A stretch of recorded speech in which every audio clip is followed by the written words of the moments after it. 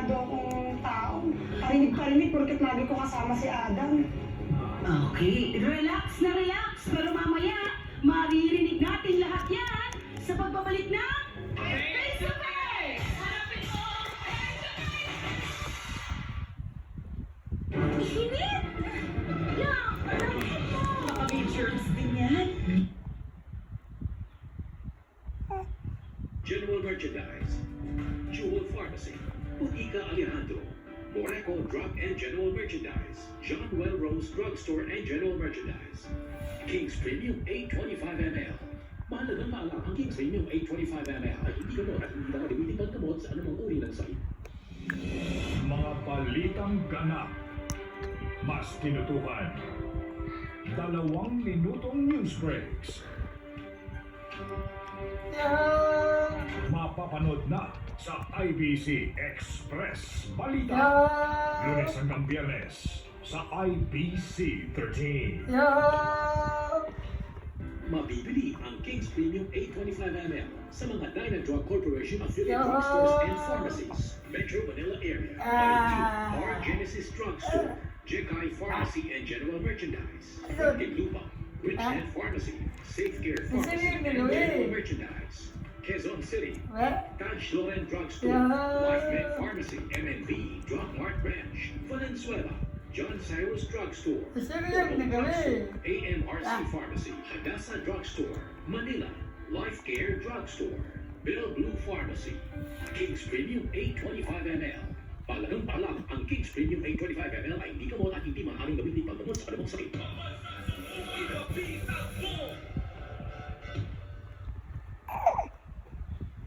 Ito yung sumbong na tumaog na truck sa expressway. Ipinatutubos.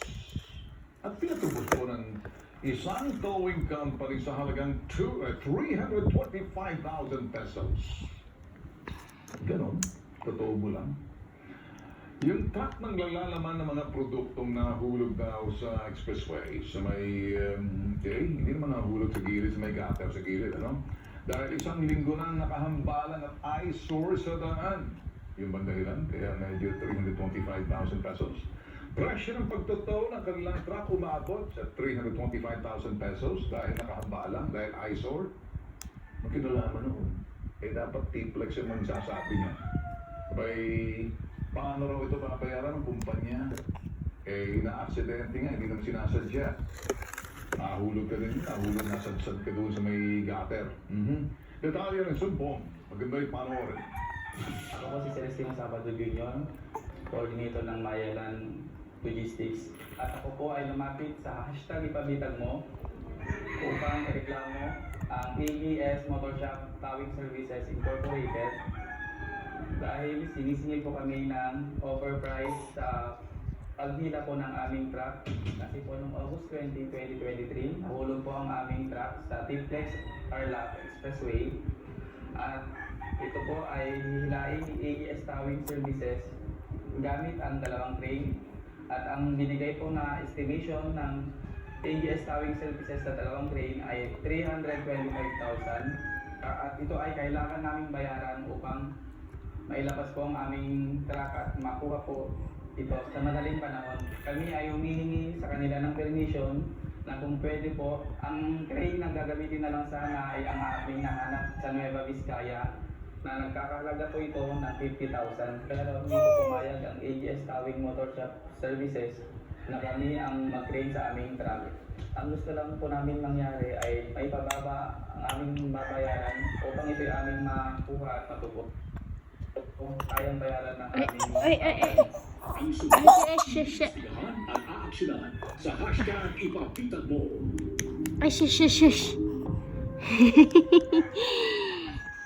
Tingnan ninyo ang pagbabalik sa Santa Ines, Lunes hanggang Biyernes, pagkatapos ng EAT sa TV5.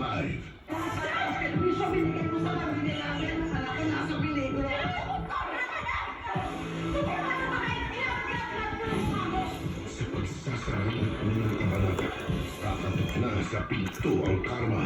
Lord, sana po ayun mo siya. Hindi na ako pala na sa Red Cross. Sana natapos Hindi na kailangan pagbuksan. Kusang papasok yan. Sana kung kayo sa libingan. Ikaw ay naaresto namin sa kasong fraud at stapa. Huli na para sa konsyensya. MC.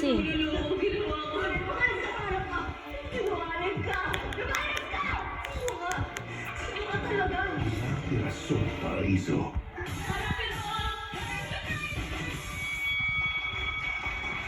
Ano tong sinasabi mo, Sheila, na dinadamay ikaw pamilyado kang tao? Dinadamay saan? Sa mga chismis nila, ay mga anak ko syempre naririnig yung mga chismis na Be. susumbong sa akin. Ma, bakit kasali ka sa away nila Adam at saka ni...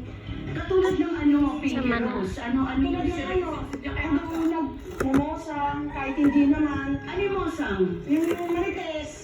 Ah, may bago, si Mosang. Okay, Sheila, totoo bang galit si Pinky Rose kay Adam dahil nasasapawan siya? Eh, paano siya masasapon? Siya nga yung nag-title. Tapos kung bakit siya nagwawala si Adam, hindi naman totoo yun. Eh kasi siya, panay dal-dal siya. Tapos siyempre, pag nalalasing niya, magkakaharap naman sa inuman, dal-dal siya ng dal-dal. Kaya pinapatulan ni Adam. Totoo ba yun? Pero ano masasabi mo sa reklamo ni Warren at Kate? Yung sa kanila naman kasi, minsan, siyempre, Yes. sa sobrang ingay, natural na kapag nalalasing, nag-iingay, nagsasagutan, nakakadami, dikit-dikit bukas talaga bahay dun sa amin. Kaya, Okay, pero pag tuwing may ganito ba, wala bang nagsasaway sa inyo? meron naman po, kaya lang po, Ala. talagang matatapang din po talaga sila. Walang matanda, walang bata. Sa lugar ninyo? Sa kanilang dalawa po, kasi Sa inyong madalas. dalawa? Oo, naku, kayo pala talagang dalawa ang kailangan naming gamutin o intindihin, ano? Eto, ano masasabi mo dyan, Ay! Pinky Rose, na sinasabi ni Sheila na kayo na yata, ngayon ang nangyayari, kayo ng dalawa ang sakit ng ulo ng barangay. Sino ba nauuna sa inyong dalawa kasi? Actually, siya naman talaga ang una na gumagawa ng kasiraan ko. Ikaw nga nagpabarangay sa akin, wow! Siyempre, hindi ako kabarang eh. Ikaw nga kayo nagnanakaw ng tablet. Oh, Siyempre, hahanapin ko pa wala. Sino ba hindi gising mo ako tayo na? may kasama na kami mga bagets. Tapos ngayon, nakakalimutan ka. Eh, natural, pupunta ka doon. Pinakain lang namin ng pansit canton. Tapos ganyan ka. Natulog ka sa bathtub. Tablet mo nandun sa may damu-damuhan. O sa Tapos kinabukasan, nagpabarangay ka. Sino nakakaya? Ikaw.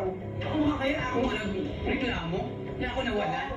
Kung may Kailan hiya. ka ng barangay? Umunsans naman, may utak ka ba? Oh, natural may utak ako. Ang tanong, pinakinggan ka ba ng barangay? tatawagin natin ang ating trio tagapayo Bibi. sa pangunguna ni MC. Dr. Love. MC. Napakadaling ituro ang alak sa bilang alabay natin doon sa ating mga kagaguhan na ginagawa. No? Kasi wala namang maipapaliwanag ang alak. Nananahimik lang yung alak. Tayo umiinom. And yet, we claim na pag nalasing tayo, hindi natin alam yung ginagawa. Lumang katwiran na yon. Kapag ikaw ay nag-blackout, baka pwedeng masabi ko hindi mo na alam kung ano nangyayari. Pero nakakainom din naman ako ng alak nung kabataan ko. At alam ko nangyayari pag ako'y nakakainom ng alak, conscious ka pa rin. Nakakalungkot lang sa isang maliit na community. Kayong dalawang ubod ng gaganda. Uod ng gagandang mga contestant. Ubod, ubod, ubod po. Ubod, Apo, ubod. ubod. Kayo ang magkalaban sa tablado. Pagkatapos ng show, dapat tapos na yun. Wala nang away-away pa. Napakaliit. I'll be very honest with you. Kami, lagi naming tinitingnan ang kilos sa mga LGBTQIA. Dapat maraming kayong respetuhin. Dapat maraming ibigay sa inyo yung mga demands ninyo na tratuhin kayo na kapantay ng iba. Pag nakikita namin kasi minsan kayo mismo, hindi niya naman kasi nire-respeto ang sarili niyo. Ayaw niyong ilagay ang sarili niyo sa dapat na posisyon. Doon kami nagbabago ng isip na parang naglulukuhan lang tayo sa LGBTQIA.